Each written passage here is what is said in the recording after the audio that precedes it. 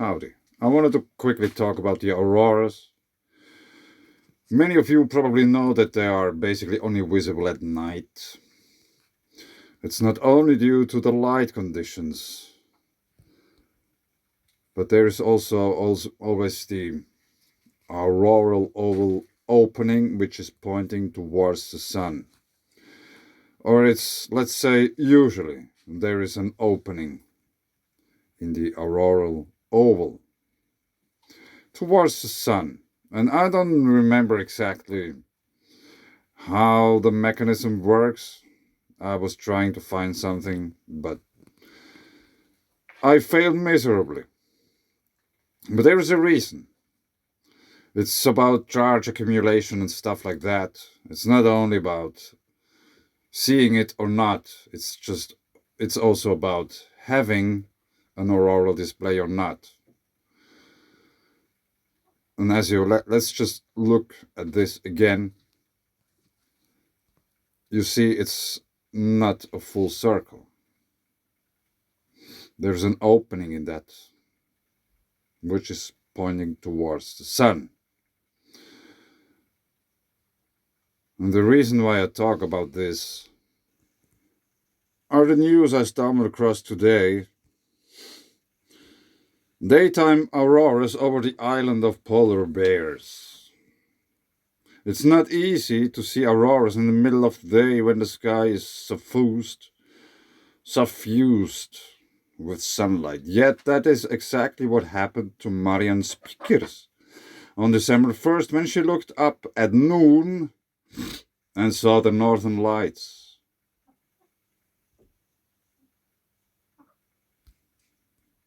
Yeah, maybe we get a better view at the pictures if we go over here. And we have different kinds of colors. There's red too. Red auroras in daytime. Here's another picture. It doesn't work. Here's not that well visible, but nonetheless, there's auroras. But you can see some of the mind-blowing geology of Svalbard. Yeah, that's in a very interesting place, Svalbard. There's a seed wall and stuff. I took this picture from Svalbard, a group of isles about 1,300 kilometers south of the North Pole, says Spiekers. The famous polar night has started here, which means that the sun stays below the horizon 24 hours a day, and it's dark enough to see Lady Aurora around the clock. Yeah, but there should be still the auroral oval opening, which points towards the sun. Although it is technically night, the noontime sky in Svalbard still contains some blue, framing auroras in a rare palette of daytime hues. Svalbard, known as the island of polar bears because of its large population of Ursus maritimus, is one of the few inhabited places in the world where this can be seen. There is something else unusual about these auroras. They are caused by solar particles entering our atmosphere from the day side of the magnetosphere. Most aurora watchers get only the night side mix. There are too few sightings to know. Daytime auroras are that rare. And yet, they happened just a few days ago. So this might probably indicate that there is something very big going on with our planet, our solar system. If we have daytime auroras. We had the red auroras in Mongolia. We have this huge quake activity. Maybe we should take a look at that quickly still. Yeah, the quake activity in the Philippines. What are we looking at? 24 hours. That's amazing. 5.4, 5.1, 5.1. Like I say it again. If there would be a 5.1 earthquake there, I think it would make the news. And hopefully, if you understand that when I'm talking about the news, I'm not talking about mainstream news. 5.8, 50 minutes ago. Yeah, there's stuff earthquake-wise going on elsewhere too. This has started today, I think. 8 hours ago. 6, 2, 10, 2, and 3. So there's something going on there as well. And not only do we have marked several volcanoes on land, basically around or in the vicinity of this new quake location, we might have to remember that there might be many volcanoes still undiscovered on the bottom of the sea.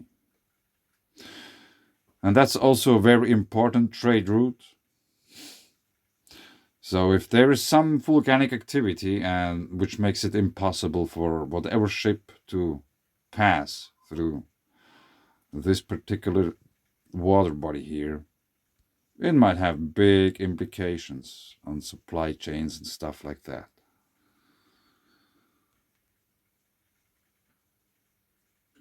But there aren't any marked quakes, at least not in the last 24 hours near Svalbard, which is something very interesting. If you are ever bored, go to Google Earth and check it out. Look at some pictures of Svalbard. It is a rather mysterious place, but very beautiful and very interesting. Yeah, there are some volcanoes marked on Svalbard. Sigurd, probably extinct. Halvdan. Yeah, it's Halvdan. Probably extinct. Sverefjell. Maybe it would be also interesting to know what these names mean. And how else could it be? We are at Glaciers and we have marked volcanoes once again. Funny.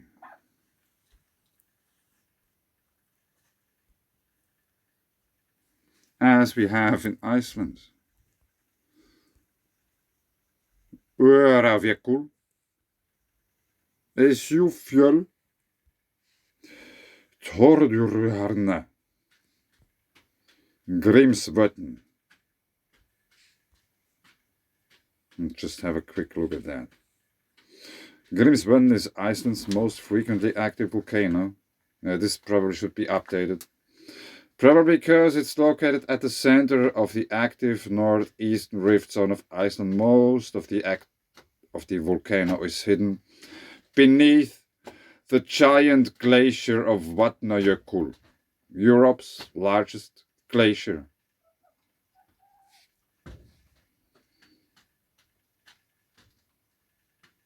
Yeah, like I said, I came to the conclusion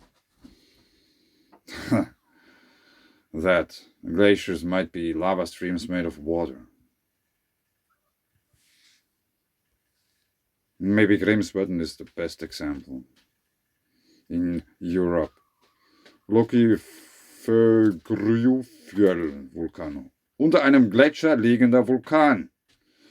So we have it in German as well. All right. You can make your own research about this.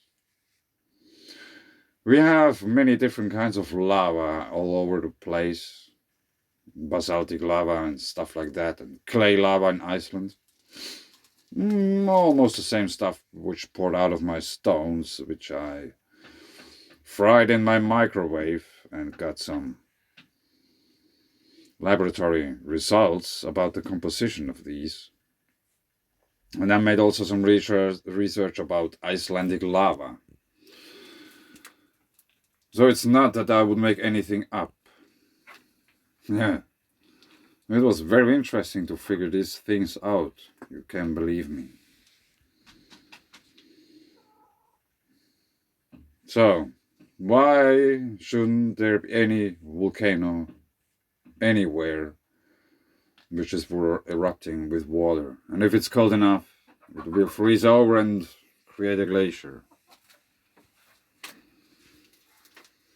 And there might be fluctuations in the water quality.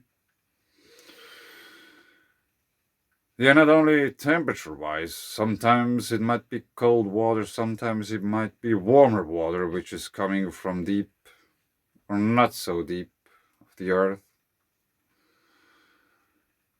And there might be also other qualitative fluctuations within those lavas, because as I have shown in some videos, I found places in the Alps in a glacier, because the feature is surrounded or is in a glacier basically, where there has been molten water, and within the water you can see dark sediments, which could indicate that these are clay minerals. Clay, which is very, very fine. And also the chemical composition of these clay minerals differ from place to place, and probably also at the same spot too.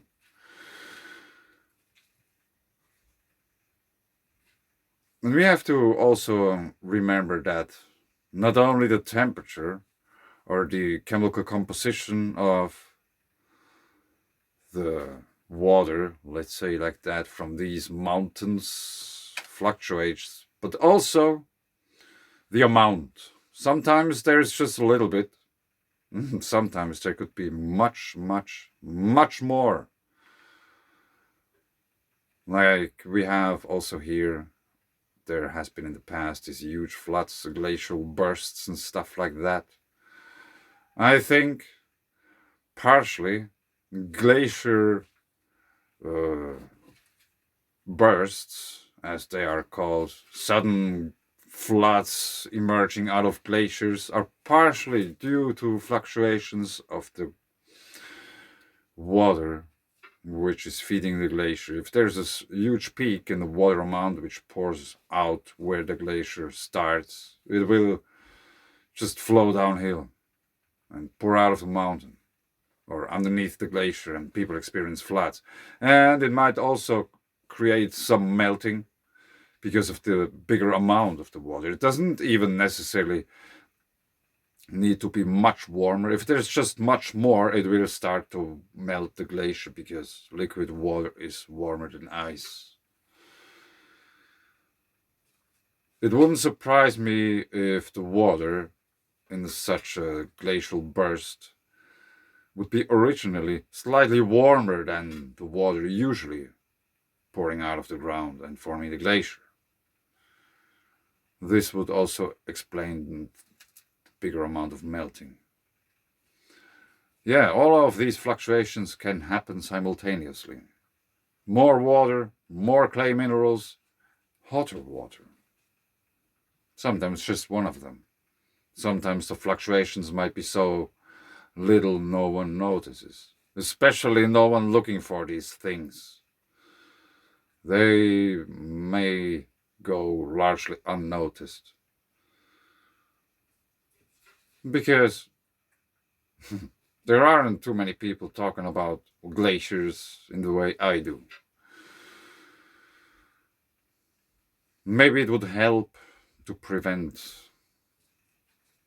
catastrophes and stuff like that if glaciers would be understood slightly different than they are today. But anyway, I drifted off. I could go on for hours. There has been daytime auroras on Svalbard. Very interesting. Thanks.